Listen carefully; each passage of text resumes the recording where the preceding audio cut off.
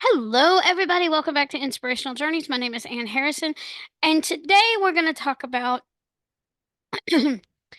a special event that's coming up later this year. It's the solar eclipse in 2024. And my special guest, Meg Jerit, is here to talk about her book and how she came up with the idea to teach kids and honestly adults, because I'm sure there are a lot of adults that don't understand it themselves, about the the 2024 solar eclipse. So, welcome, Meg. Thank you so much, Anne. I'm so excited to be here. Thank you so much for agreeing to talk with me and tell your PR folks I said thanks. And also, just so you know, Meg, because her book is a graphic novel, Meg Jarrett actually read the book out loud for me. So I want to say thanks again for that. And so why don't you start by introducing yourself? Well, thank you. And yeah, I'm Meg, and I am now a children's book author. I'm a writer. I also write poetry and essays, and I'm originally from Memphis, but now I live in Austin, Texas, where this book is actually set. And yeah, I am super excited about the total solar eclipse that's coming up in April. Yeah, that is so cool. So, what inspired you to become a writer? I feel like I started writing the way that I think a lot of us start writing, which is just in school, wanting just that desire to put together a little book, and you don't even really know what it is that you want to tell a story about. But I feel like so that desire to tell stories has always been a part of my life. And then as I grew older, I just realized that it was not it was not going away. It was getting louder in some way. And so I I joined an MFA program at Columbia College Chicago so that I could actually, learn the things I needed to know, although an MFA is certainly not required, but I just could tell I needed to fill in some gaps, and I met a lot of wonderful people there who helped teach me about, what it means to write. And yeah, I would say that that's kind of my origin story. Oh, wow. That is amazing. So, do you tell us about the Moonies? I don't remember the full title right off, but all that stands out in my mind is the Moonies. Yes, that's the main part. The Moonies' Journey to the Total Solar Eclipse. That's them. Yeah. Oh, that was fun too. It's definitely an adventure. And basically, it's a family of four and their dog, their cosmic canine, and they are actually a family of Martians. And so they are going to travel to Earth because on Earth we have this really sort of miraculous alignment of the planets of the sun and the moon with the Earth for the total solar eclipse. So it's kind of like this wacky family that goes on a journey to Earth for this event. Wow. That is amazing. Yeah, I love the even though it's based on real facts Mhm. and the solar eclipse coming up on April 8th, I love the sci-fi fantasy elements Yeah, I because feel, yeah. because of course the dog has magic. Yep, you know it. Got to know that dog has magic. So, what was your process like? Did you outline the book or did you just sit down and write it? I I did brainstorm some. I did brainstorm some. I did pull this story. So I'm by trade a creative nonfiction writer, which is usually about, kind of blending the real with some of those magical elements or more creative elements. Hmm. And so this was kind of based on a real life experience in 2017, my family traveled from Memphis to Nashville to see the total solar eclipse, and we just totally missed it. Like there was cloud interference, and so we were like standing Oh, we were like standing on top of this building, like wearing these goofy t-shirts ready to go, and then there was a cloud. And so it was just one of those funny life things. And so I kind of that memory was sort of my clay for this story. And so that's kind of how it started. And then after I knew that that's what was happening, then it just became like, who are these characters and what are they like and how do they feel about this, and just finding those things out. wow. And I've actually heard audio descriptions of a solar eclipse. I don't remember what the app was, but they did a audio description for those who couldn't see it. But I have Mhm. also read an email somewhere that things seem a little, and I know it's dark, but this Right. one person I said cars sounded a bit not totally muted, but like distant.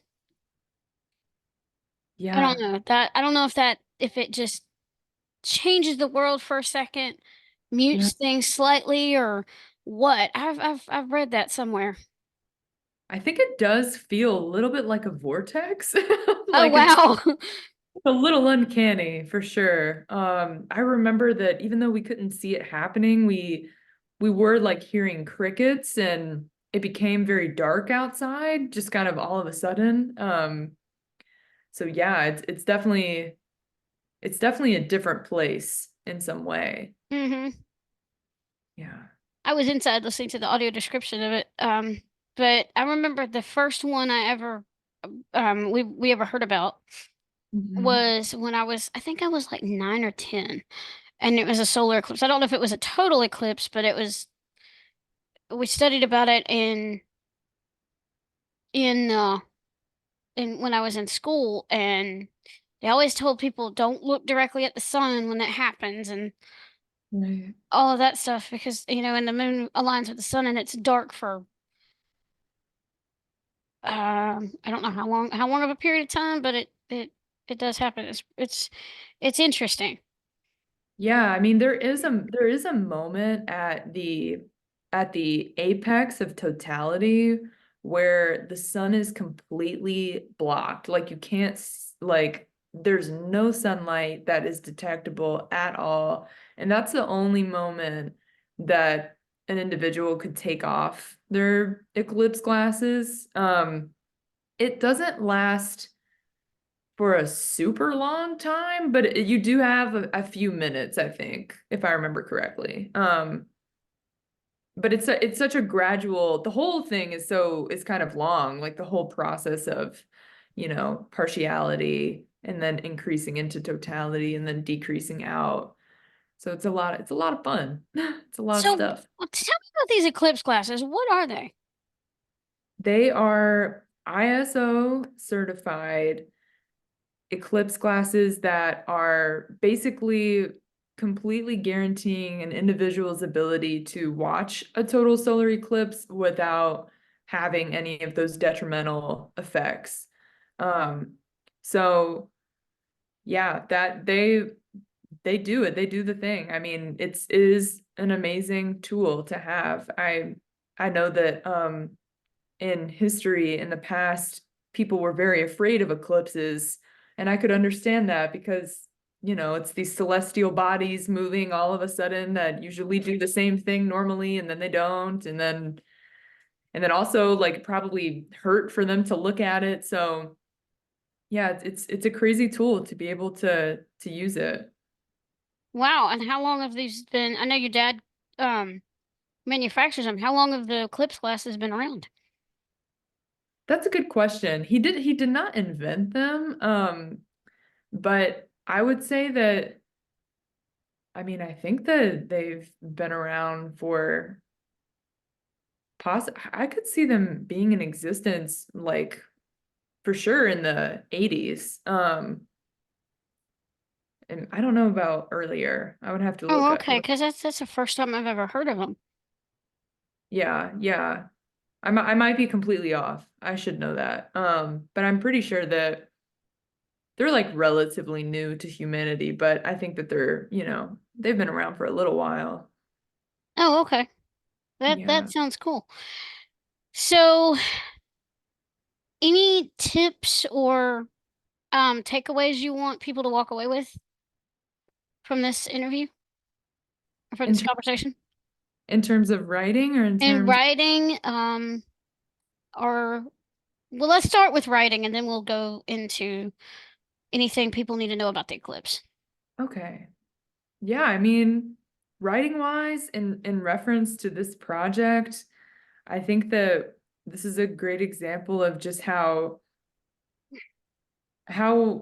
when you're having fun, creativity comes really easily. Like, and then when you let creativity kind of do its own thing, then creativity takes you somewhere fun. And Oh yeah. that's been that's been really cool for me just because I love I don't know, I love books that people have written about creativity. And so it was sort of this fun experience for me to go on this miniature adventure myself. So yeah, that would definitely just having fun is a huge, huge part of any process, I feel. Mm, okay. So, what do people need to know beforehand, before the eclipse occurs, to be mindful of? I would say to definitely make sure that you have glasses, number one, and number two to I mean, Eclipse Glasses .com has lots and lots of resources in terms of being able, like there's an interactive map, so an individual could see, where on the map they are and where the line of totality is. So some cities are going to be like right in that line, and then other cities might be, nearby, and so um definitely trying to place oneself so that they can experience it would be wise, and also to just be mindful of the weather would also be my advice in terms of witnessing the eclipse. And yeah, just definitely like safety as well. Like definitely want to make sure that the glasses are ISO certified, and that an individual is being mindful of, pretty much wearing them the whole time, except unless someone desired to take them off during totality. What is ISO for those who may not know?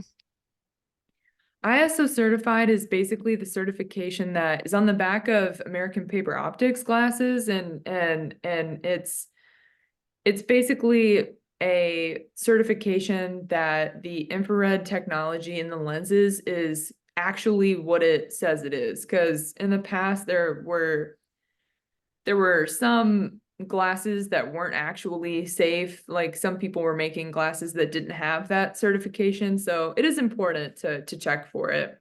Oh, okay. That's cool. So, one more thing before we wrap this up. I read that you write poetry, and that is one of the things. I don't write it like I do, my children's story, my middle grade or any of that stuff, but I do write poetry. So what inspires your poetry? Oh my goodness. Well, if you write poetry, then you probably know exactly my answer. I don't, I think it just happens. It's Yep. like, Yep. yeah. Just all of a sudden lines just come forming in your head. Right, right? Yes, you get it. Like it's like, and it is that magical side of creativity where I'm like, oh wow, like I'm here for it. Let me just write it down, and figure out what to do with it later. But who's your favorite? Do you have a favorite poet, or do you just like poetry in general? I mean, I don't, well, I like The Road Not Taken by Robert Frost. Hmm. That's one of my favorite ones. Yeah. And Maya Angelou has one that I absolutely love. I Oh can't yeah. remember the name of it right off, and I've read it before and I've watched it on YouTube. And when she does her poems, she actually performs them, not just reads them. Right. Right. Like Well, embodying. she did, yeah, she did anyway, but yeah, you have to Yeah. go watch hers on YouTube. Um, so Do you have any poetry books out there, or have you published it on a website? If people I want, I publish poetry sometimes on Instagram. I'm gonna start publishing it on my website. I've published in a few small journals. And I've been working on a memoir, which is kind of hybrid. It's like creative nonfiction and poetry. Um, so it's just interspersed in my life at this point, but I'm trying to share more of it because like you said, it just shows up. So I'm like, like this is probably not just for me. This is probably for no. someone else. Yeah. And some people may not think it makes sense, but sometimes it just these ideas just happen. Right. Exactly. Exactly. So, where can people find you online? I am at megjerit.com. So that's Megjerit. And my Instagram is at meditate. So meditate, meditate, but with a G. Oh, that's funny. Yeah, I couldn't believe it wasn't taken. So I was like, okay, let's do this. And yeah, that's where I'm at. I'm about to get on Twitter. I should be on these things already. I've been kind of slow. You do what works for you. This is true. That's Yeah. all I have to say. Yeah. So, do you have any parting words for the viewers?